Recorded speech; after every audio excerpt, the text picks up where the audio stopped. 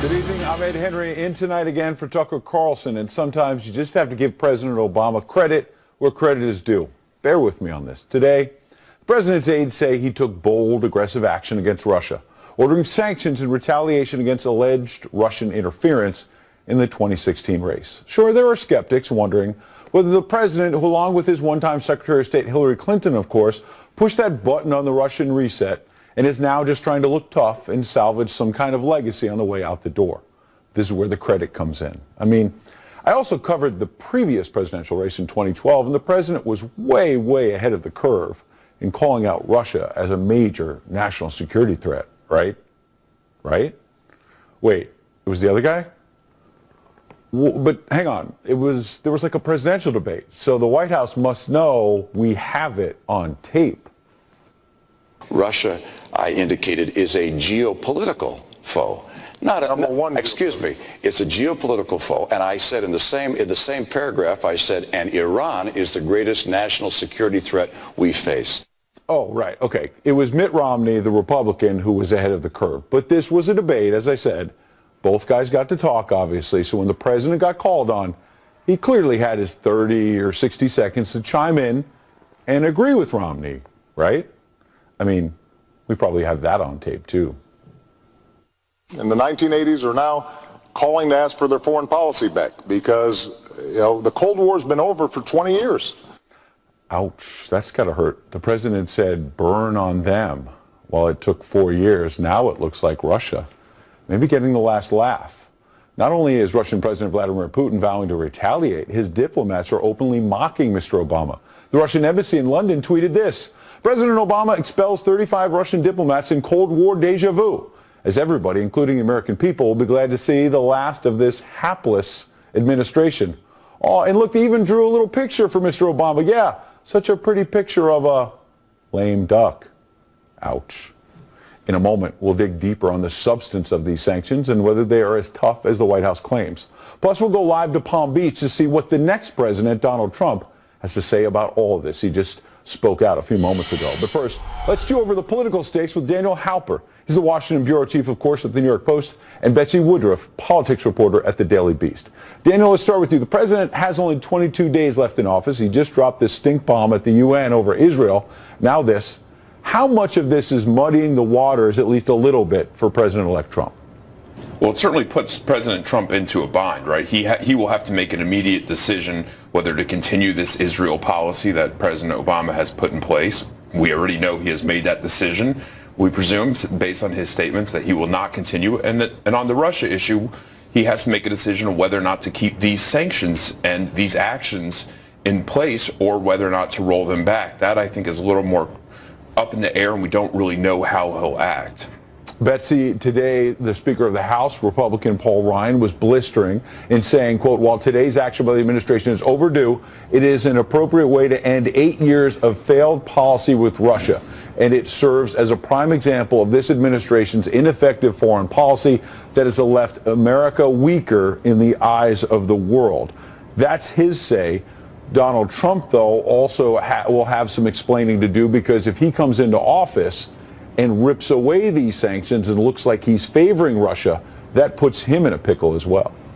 Exactly, yeah. And of course, Trump has made clear over the course of his campaign, his time in public life, that he's much more sympathetic to Russia, and particularly to Vladimir Putin, than most Republican, I would say basically all influential Republican leaders are. You know, that statement from Paul Ryan, in it, he also suggested that Russia was acting to countervene with the United States' national interests, that what it's trying to do is going against the good of our country. Of course, that sounded very much like a direct echo of the tape you just played of Romney back in 2012. So Paul Ryan and Mitt Romney are very much on the same page about this, while, of course, Donald Trump is taking a different view. He's made that clear. So the big question that we can expect him to get asked until he answers it over the next couple of weeks is, what's he going to do about these sanctions? Is he going to make a major break from both Obama's view and from the view of some Republican leaders?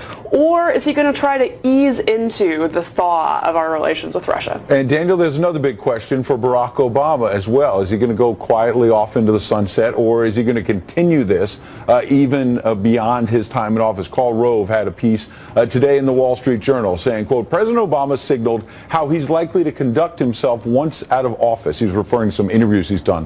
Whiny, self-justifying, and bursting with excuses. Mr. Obama will be the first ex-president since Woodrow Wilson to remain in Washington. Given the tone of his interviews recently, he could well become a carping, persistent presence in our nation's capital. George W. Bush had the good sense to say, look, I'm done, and walk off the stage, Daniel. It appears, in this case, Barack Obama is not going away quietly. Yeah, look, obviously we can't predict his future actions, but his present actions do suggest that he will be here for a while. What's interesting about these actions on the Israel issue and both on the Russian issue, they seem like the repudiations of the Obama foreign policy, the lead from behind type of foreign policy that he so famously, I guess lived by for while he was president of the United States. He's not doing that now, it seems. He's taking the lead on Israel, changing his policy toward Israel, and on Russia, he's obviously doing these actions. But of course, even on Israel, he still abstained on the vote. So the analogy doesn't quite work out. It's not a full repudiation. Sure. He abstained on the vote, didn't vote his conscience. And on this issue, on Russia, it's a retaliatory issue. It's a retaliatory action, and it's based on actions that he alleges that Russia has done and not based on perceived threats, per se. Betsy, complicated legacy for Barack Obama, to say the least. I ran through some of it with the Russian reset that certainly appears to have failed, but who can also forget that moment before the 2012 election where he told Dmitry Medvedev, tell Vladimir, transmit this to Vladimir, it was said in the transcript, that after the 2012 election, I'll have a lot more flexibility to work with Vlad. It almost sounds like it was spoken on a different planet, given how radically things have changed over the last 4 years, the way that the Russian reset sort of reset America's relations with Russia in kind of the opposite of the way that it was initially intended. That's a huge shift. One thing that I think is sort of interesting and curious about the way that Obama's next approach to Russia, of course, is playing out, is that he's actually drawn some criticism or some pushback from members of his own party. Adam Schiff, who's the top Democrat on the House Intel Committee, who's very involved in these issues, has said the sanctions that the president announced today don't go nearly far enough, and that Congress actually needs to push to make them much more serious. He's indicated, some other Democrats have indicated, they think these sanctions are more symbolic than anything else and don't have the teeth necessary to actually change Russia's behavior, to actually deter them. Good point you make, since other Democrats like Chuck Schumer are also hitting the president, Secretary of State John Kerry, over the Israel situation. So a lot of inter-party fighting right there. We really appreciate it. Betsy, Daniel, your insights tonight. Thank you. Thanks, Ed. Here now to help fill us in on the rest of the details surrounding the Russian sanctions, Fox News White House correspondent Kevin Cork live in Honolulu. And Kevin, critics are already saying, as you heard, wait, there are not even any hard-hitting economic sanctions here. What is the White House case for why they do have teeth? Well, you hit the nail on the head. And I talked to Eric Schultz, the principal deputy White House press secretary, just about that very notion. And he said, listen, Kevin, we have to do something to give the Russians a very strong message. What that something looks like to a lot of people is not terribly much, but do keep this in mind, Ed. Now, I think this is relevant for you viewers. A lot of what you and I will see, the sort of public pronouncements, sanctions and things that you can sort of put your arms around.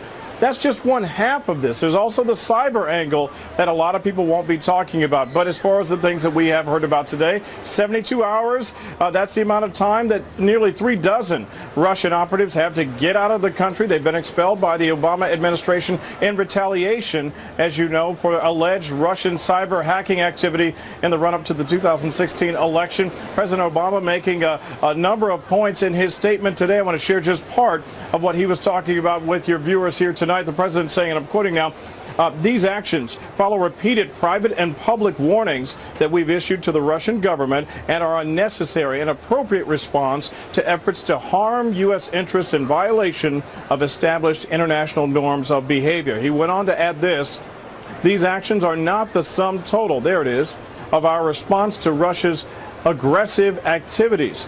We will continue to take a variety of actions at a time and place of our choosing, some of which will not be publicized. Our bottom line is that what Russia has been engaged in over the last few months and years is unacceptable. It's outside the norms of diplomatic behavior, and the president is sending a message today to tell them to cut it out. That's why he ordered aggressive actions. Meanwhile, the White House has not been shy about accusing Russian President Vladimir Putin of orchestrating all the hacks, which of course were revealed by the website WikiLeaks that exposed allegations of Democratic Party infighting and a concerted effort, Ed, by senior party officials to boost the candidacy of eventual party nominee Hillary Clinton. Now, for their part, the Russians snapping back immediately today, ridiculing the president in a tweet issued by the UK embassy. I'm glad you talked about it. It was actually pretty interesting. President Obama expels 35 diplomats in a Cold War deja vu. Of course, they went on to call him a lame duck. Now, this is also important, my friend. Experts tell us, yes, you can get your hands around some of the things that you see in person, but it's the cyber power that America will exercise that should have the Russians worried for quite some time to come. Kevin, Happy New Year a couple days early to you and the entire Fox crew out there in Hawaii. The president's move, announced by the State Department, comes just one day after the current Secretary of State John Kerry doubled down on those attacks against Israel we mentioned, which will make achieving Mideast peace even harder for President-elect Donald Trump. And our next guest, a leading expert on Russia, says these new sanctions are not really aimed at Russia. This move, too, is actually meant to muddy the water some more for Mr. Trump. Stephen Cohn is professor of Russian studies at both NYU and Princeton University. Welcome, Professor. You say this is the president trying to cripple Mr. Trump a bit? Well, it's one of the things I said. I'm not sure. I mean, look, we got a really strange situation, and I would say exceedingly dangerous. Why? Well, our relationship with Russia is worse than it's been since the Cuban Missile Crisis in 1962. And we're taking steps that are going to escalate it, make it worse. On the other hand, they haven't given us any facts about what the Russians actually did. So between this, I would say, semi-hysterical reaction by the American political class and the absence of facts, we don't ask, what's the impact of this going to be on Russia itself? So what kind of decisions is it going to produce in Moscow? So what went wrong? We walked through some of the history, and it appears that Barack Obama, to say the least, in the 2012 campaign, downplayed the idea that Russia was a big political foe. You don't want to ask me that question. You really don't, because first of all, we need a lot of time. Secondly, I'll commit an act of heresy. Which is? I've written a book about American-Russian relations since the end of the Soviet Union. 25 years this month, by the way. Congratulations. Good way the to go. Soviet Union. Wait, I did a good job. I conclude that we got where we are today in a new and more dangerous Cold War primarily because of American policy, not primarily because of a Russian policy. That does not make me an apologist for the Kremlin. What it makes me is a defender of American national security. So here's the question. Some of your people asked it. Sure. To what extent was what Obama did today? And by the way, it's not the sanctions that are dangerous. That's old Cold War stuff. Right.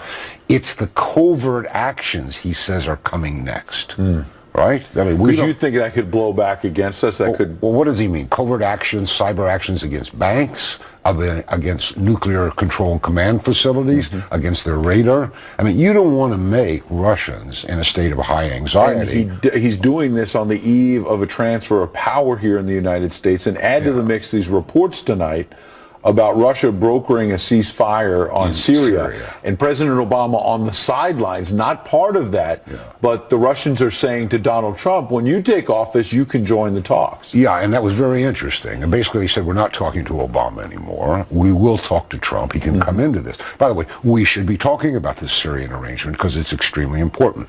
But we're distracted about this. But here's the question. But are we distracted on purpose? Because the administration doesn't want to talk about Syria because they haven't been able to deal with that crisis. You know, I don't know if it's possible, but I think it's likely that an element of this, these measures taken against Russia, particularly the sanctions, are meant to block any Trump-Putin cooperation or détente. I mean, McCain and the others virtually say that. But you got to ask, are the Russians going to retaliate now? I mean, we call what we did retaliation. Yeah, they say they will.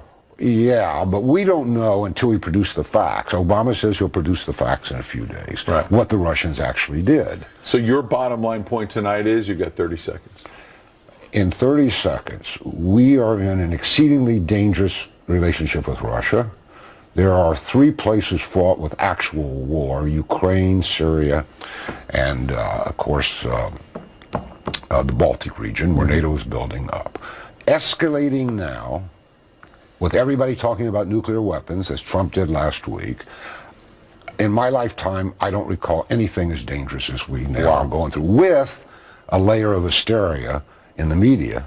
Yeah. Everybody demanding that Obama do more. Welcome to office, Mr. Trump. We appreciate it. Professor Cohen. Thanks for that.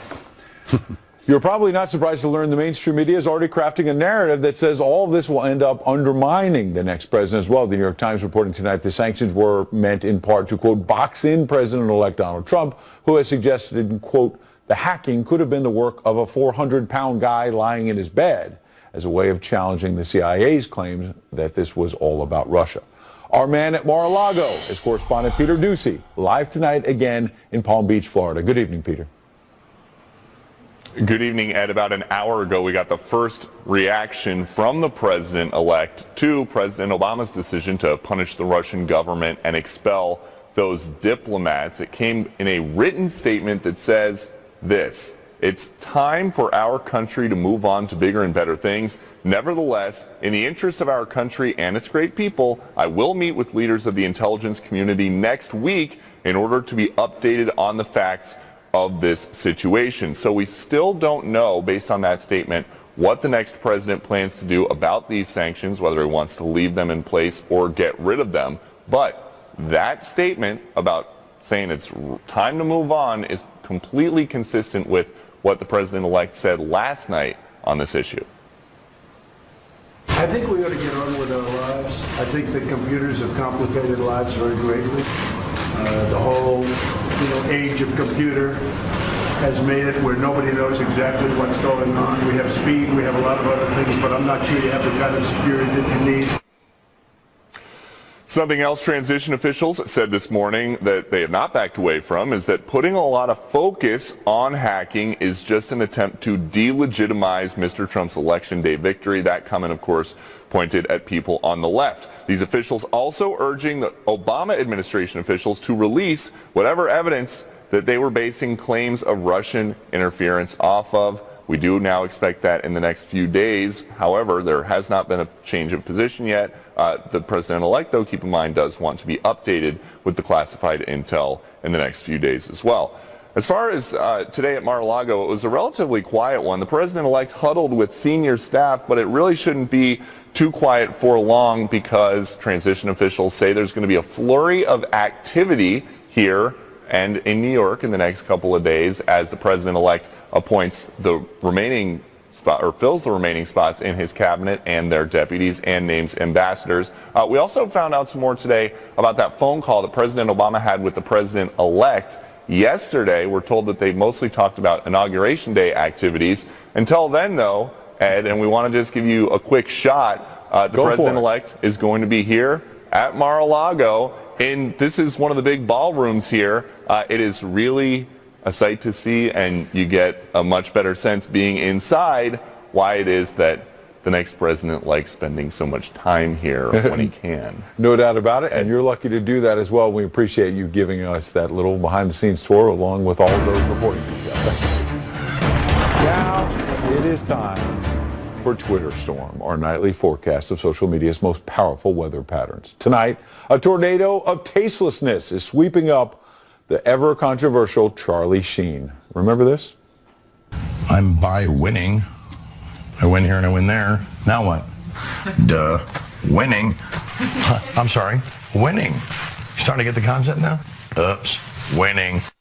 Winning. Sound familiar? Well, Sheen is now taking aim at President-elect Trump. Maybe he's a little miffed that Mr. Trump has taken that winning line and run with it. We're going to win so much you're going to get sick and tired of it. You're going to say, Mr. President, we can't take it anymore. You're winning too much. Please, we don't want to win that much anymore. Please, Mr. President, we can't take it. And I'm going to say, I don't care. We're going to keep winning. Please, Mr. President. That gets me every time. That's funny. Well, it appears Sheen may be more than a little peeved, and this is not funny, about Trump winning the election. Following the deaths of actresses Carrie Fisher and Debbie Reynolds, Sheen actually had the poor taste to tweet this: "Dear God, Trump next, please."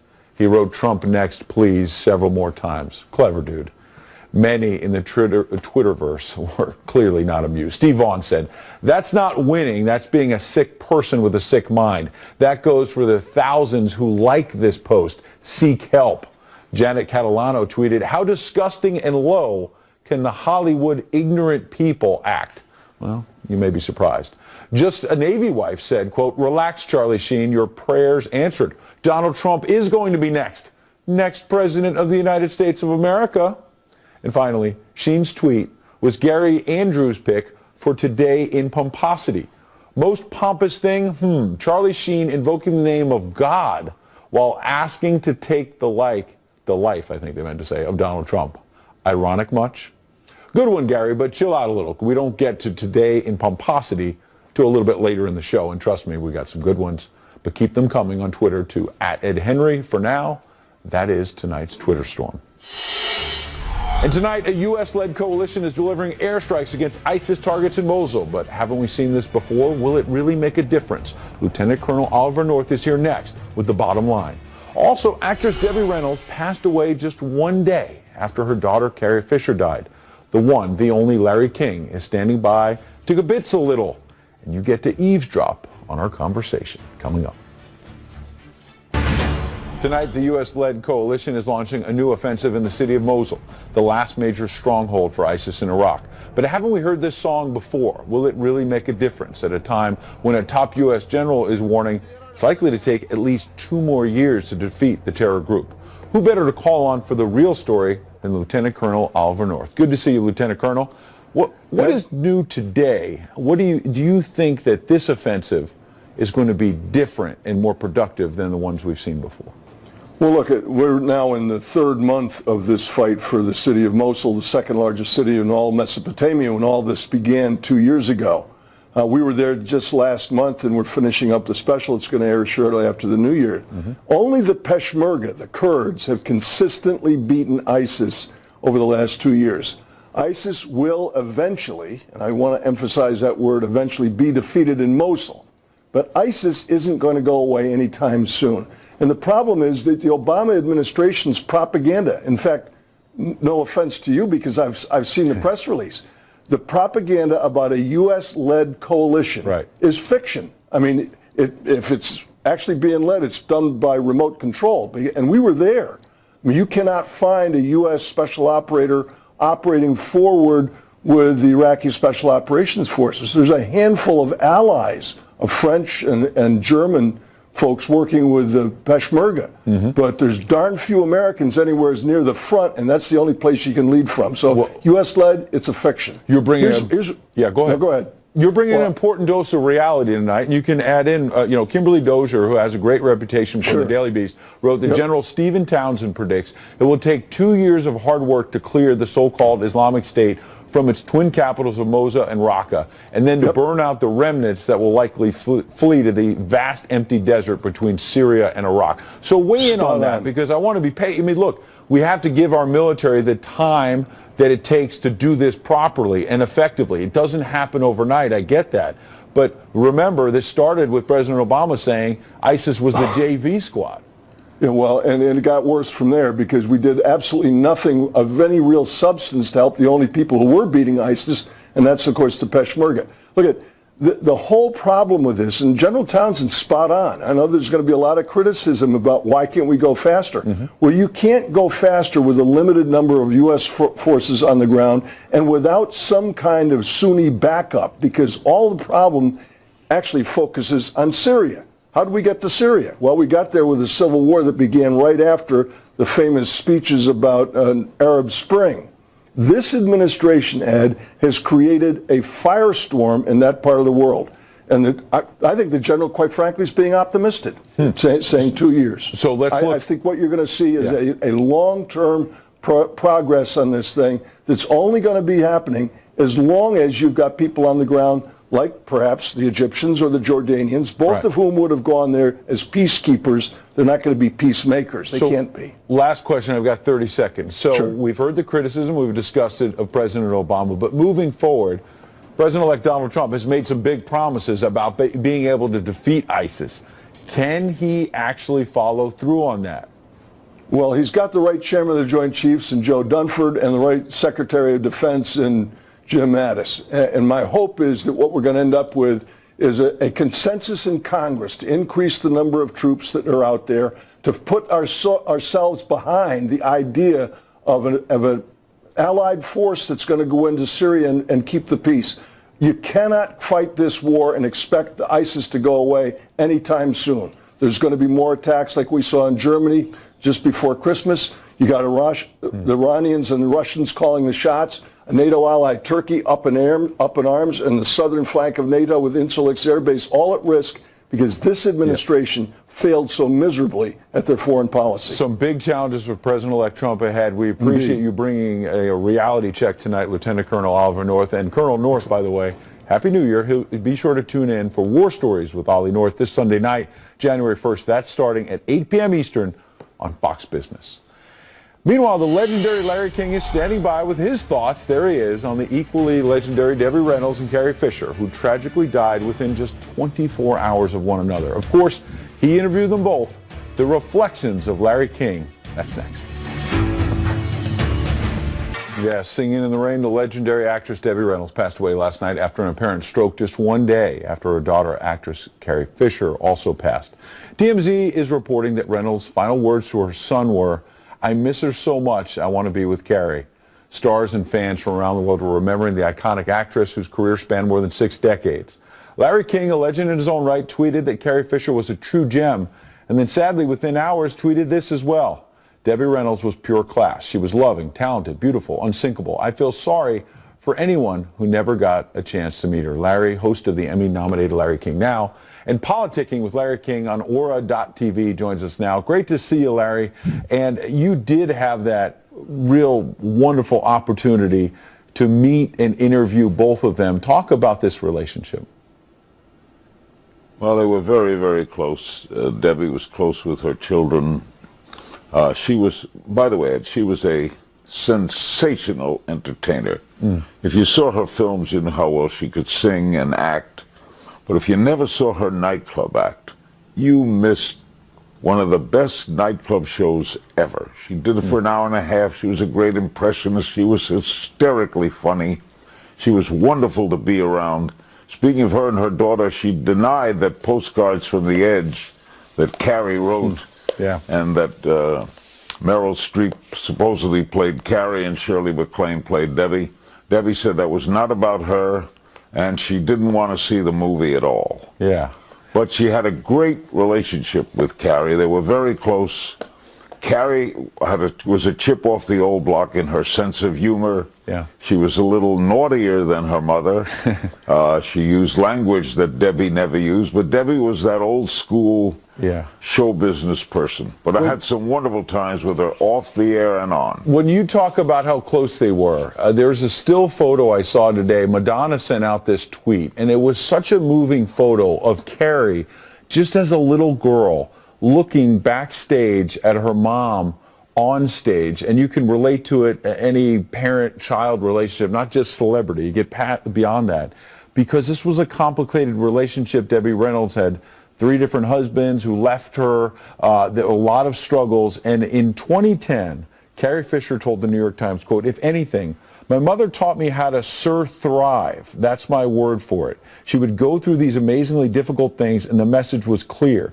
Doing the impossible is possible. It's just not fun. She broke her ankle one night during a performance and went back on stage and sang Tammy with her foot in a bucket of ice," Larry. Yeah. I'll tell you some other things. She had that great sense of humor carried through. She had 2 great tragedies. Eddie Fisher left her for Elizabeth Taylor.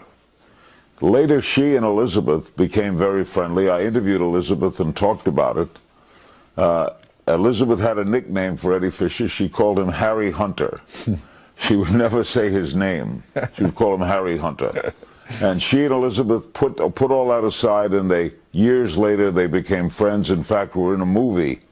We're in a movie together. Another thing about Debbie, she married Harry Carl, who was a shoe magnate, and he burned up all her money, left them penniless, lost it all in Las Vegas, declared bankruptcy, and she paid everyone back. She worked, it was his bankruptcy, she paid everyone back. Wow. Another funny story about Debbie. She and Bob Hope, she did many Bob Hope Christmas specials, traveled with him when he visited troops in Europe, but she first met Bob Hope when she was a little girl. Yeah. She lived in the valley near Bob Hope and sold him Girl Scout cookies. And later in life, she would continue to come to his house and sell him Girl Scout cookies. That's great. She also would write out jokes. She'd write out jokes, attach it to a rock, and throw it on the lawn.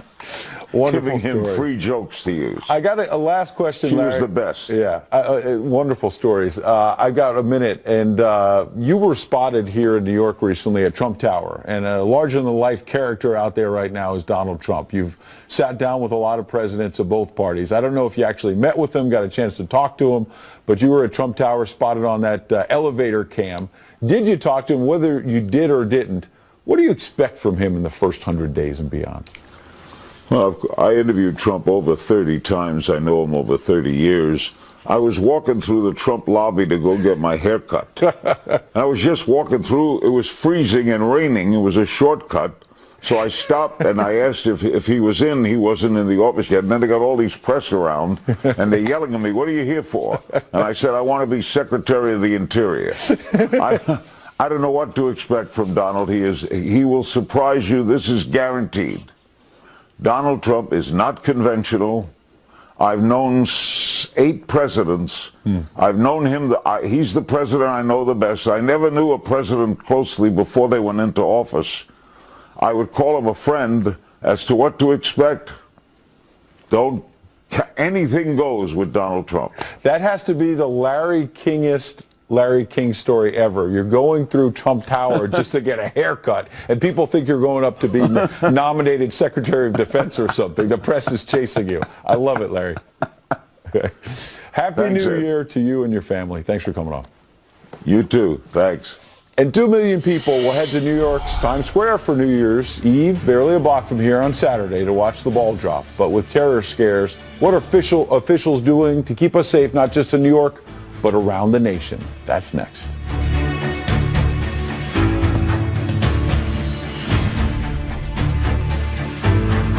Globe, especially ISIS-inspired attacks at large public gatherings like Nice and Berlin, have law enforcement, of course, on high alert ahead of New Year's Eve, especially here in New York City's famed Times Square. Almost 2 million people will be expected to watch the ball drop there. That's where we find our own Rick Leventhal live in Times Square. How's it looking, Rick?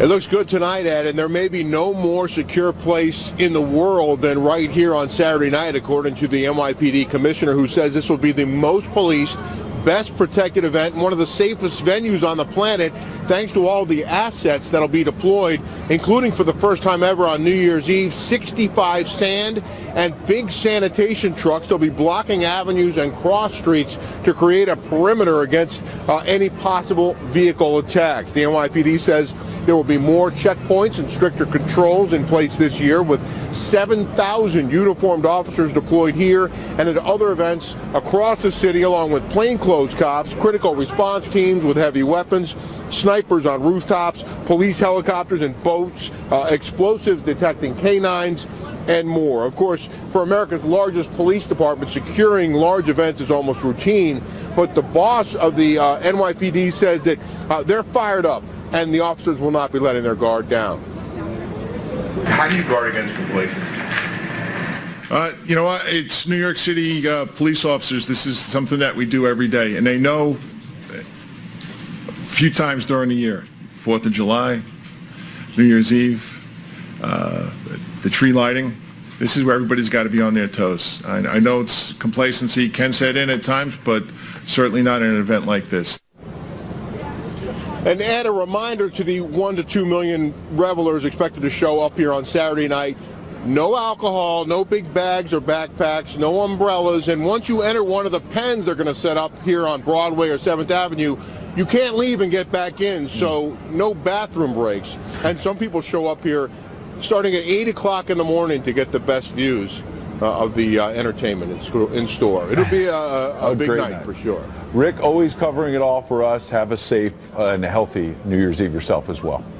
Celebrities who largely back Hillary Clinton are not lining up to perform at Donald Trump's inauguration. And Bristol Palin, Sarah Palin's daughter, is blasting those so-called A-listers in a blog post. Quote, "Isn't it amazing how not cool it is to be a conservative in the public eye? Either Hollywood is that far off, or we have so many sissies we have in the spotlight too scared to stand for what they believe in." One group that will be lining up for Mr. Trump is the Rockettes. But not all the dancers are happy with the gig. Some on the left say they should not be forced to perform. Doesn't this just show a little bit of liberal hypocrisy? Here now, radio host and columnist Tammy Bruce. You wrote a column about this. I did. And you say this is hypocrisy. Yeah, look, it was pretty obvious when it started. I mean, the Trump election, I think, has highlighted the hypocrisy in general, but also has brought Americans together in a great deal. We've watched for years how, as an example, Christian bakers have been attacked by the gay left, pizza makers who didn't want to cater a wedding as being, discriminatory or should be ruined if you don't conform. And yet suddenly, when the Rockettes say, well, it's against our conscience, or one of them did, we're going to have our feelings hurt and we don't want to do it. And suddenly the left found their conscience and said, yes, this person shouldn't have to do something that offends them.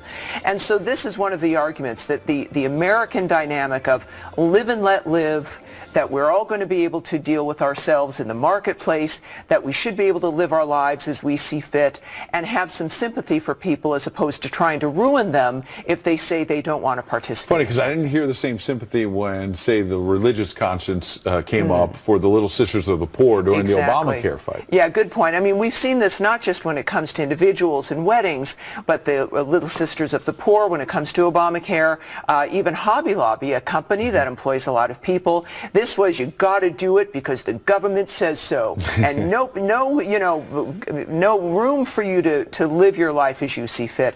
But I think that for performers especially, it's disturbing because it's not the Donald Trump inauguration, it's the inauguration of the next president of the United States. And performers, especially in Hollywood, all of America is their audience. Entertainment transcends politics, in all honesty, that the real things that matter, that singers and performers, whether they're rock stars, and some of them are my friends and I've heard from them, they get it that this is really about entertaining all people. But I think I would argue, Ed, it's this culture of snowflakes, of safe spaces, of political correctness that no one... Get me a blankie. Yeah, and Madonna, by the way, her Twitter profile shows her sucking her thumb. So that's more than appropriate. But this is where people coming out of university are not well suited for what life is going to hand them, which is sometimes disappointments, and you must bounce back. You're not always going to get a trophy. That's right. But to be fair, liberals have been on social media, and I've seen them, and I'd like to see you answer it, that you mentioned the Baker issue, for example. So now you're saying as conservative, the Rockettes should perform.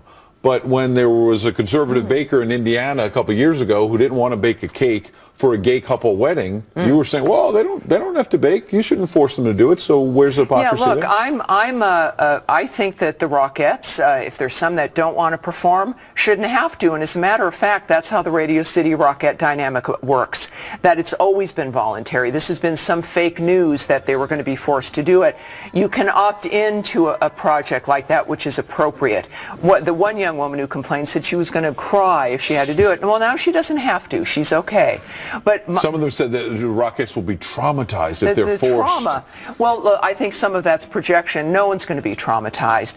The Rockettes and other performers perform for all kinds of people all the time. As a matter of fact, the tourists in this city, some of whom you see in the windows here, lined up behind us, come from states that voted for both Donald Trump and Hillary Clinton. They get into the Radio City Music Hall, and the Rockettes are fine with that. They have been. The bottom line is that if you want to be consistent, my message to conservatives and liberals is to have it be both for people of faith and performers, and we'll be in good shape. Positive message for a happy new year. Yes. Good Thank you. Same to you. Appreciate you coming in. And most everyone has some kind of New Year's resolution, but somehow Shannon Bream once got tricked into a big resolution, a major one. The inside scoop on our buddy Shannon Bream when she steps into the friend zone next.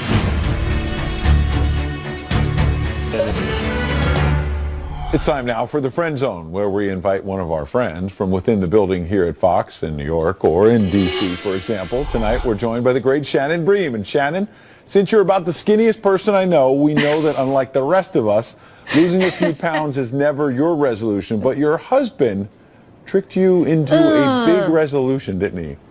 Well, here's the thing. Mr. Bream does not believe in resolutions. There he is. You can see too, he's got a hollow leg. He eats everything he wants to and works out.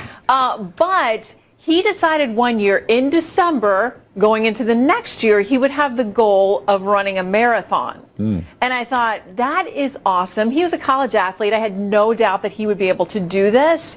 And so I'm thinking about my plan of like, I'm going to have little posters and signs along the way. I'm going to have like t-shirt. I'm coming up with like the logo and the color scheme in my head. And he's like, oh no, we're going to run this together. And I'm thinking, I can't even run down the block. This is crazy. So somehow I got roped into his non-resolution goal for the new year. And 5 months later, we ran the Pittsburgh Marathon. Together? Yeah, oh yeah. And listen, the deal was, I will only do this if you stay at my pace. And I had all kinds of sneaky plans to back out all along the way. But we got this book that was sort of like an idiot's guide to running a marathon. I promise you it might have been that title. And one of the first things it said was you have to pick a race, sign up for it, and send in your money. So I felt bad about sending in the $35 because I'm like, I'm definitely quitting this at some point.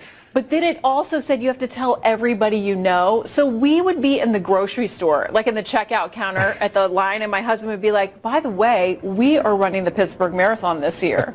And so we got totally roped into doing it, and I never sort of backed out, but I lost my toenails. I lost my temper a few times. But somehow we got across that line. I would have loved to have seen the secret plans for Shannon to get away from the marathon. That would have been a scandal. Shannon sneaking away from the marathon. That's awesome. I tried, but here's the thing too, is that towards the end of your running, you really are doing these long runs the last couple of weeks, like 18 miles, 20 miles, which literally I couldn't run a mile when we started this thing. It was sheer willpower and lots of prayers. But I was also under the misconception that after those long runs, you could sit in the tub for the rest of the day and just sort of eat sleeves of Oreos. So I end up being the only idiot you will ever know who actually gained weight while training for a marathon. So there's one picture of me crossing the finish line, and I look like the Stay Puft Marshmallow Man. I'm like, will not ever show anybody, but I did finish the marathon. So I've got the medal to prove it. I love it, and congratulations on that. Quick change of topic here, which is you've got one of those sort of Christmas birthdays. I understand it's a couple of days. Is that a blessing or a curse? Because the presents are combined and all that. I loved it. I'm born on the 23rd, and I think my parents took me home on Christmas Day. My middle name was Noel because we had sort of a holiday theme going on. I never knew anything differently, so I love it, and everybody really does try to make an effort of like separate wrapping paper for birthday and Christmas, and it's still, I think, such an exciting festive time. But here's the thing. I've got a brother who's the day after Christmas. Hi, Pete. And I always felt like that was tougher because everybody's already like in a food coma and the presents are over and they're sort of, the buildup is over, but he's got the birthday after Christmas too, so we have a lot of celebrating in December. Last question, the big question for Shannon Bream. Will you ever run another marathon? I'm one and done.